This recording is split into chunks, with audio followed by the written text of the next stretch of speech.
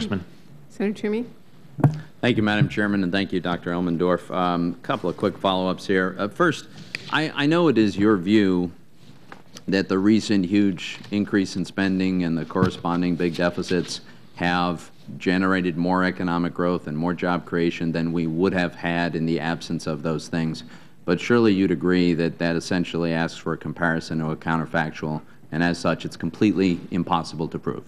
Yes. Okay. That's right, Senator. I would just urge us to consider that there's another theory here, which is that government can't really create demand on balance. It can substitute public demand for private demand, but that it's illusory to think that the government can simply step in and make up for what is perceived to be a shortfall of private sector demand. And by the way, I would suggest that there are governments such as Greece and Italy and Portugal and Spain who've created a lot of demand domestically through their excessive spending, and it's not working out so well for them. I wanted to follow up on something.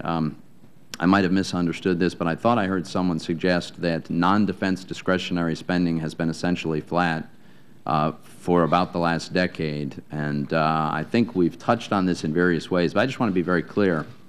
In fact, by any reasonable measure, non-defense discretionary spending has grown dramatically, I would say. The numbers I have are in 2000, we spent about $284 billion in non-defense discretionary spending. 2010, we spent $550 billion. We've had a slight reduction in 2011, but this is growing obviously in nominal terms. It's growing in inflation-adjusted terms. It's growing faster than inflation plus population growth. It's growing faster than GDP, in fact. Isn't that true?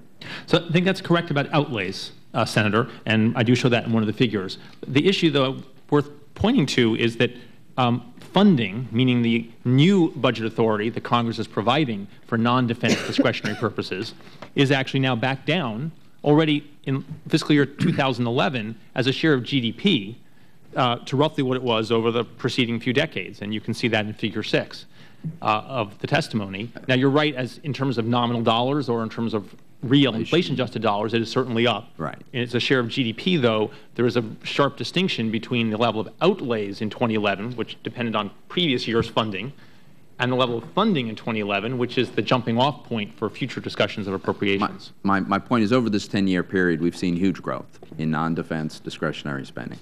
The last point I'd just like to ask is, I think it's your view, but I'd like to ask, is it your view that if we were to pursue revenue-neutral tax reform, that would have the effect of broadening the base on which taxes are applied and lowering marginal rates, that it is true both with respect to such corporate reform or individual reform, that that would have a pro-growth effect on the economy, which of course in turn generates more income for the government?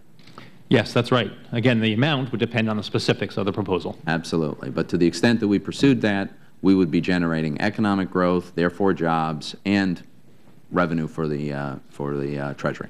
Yes, Senator. Great. Thanks very much. Dr. Elmendorf, thank you very much.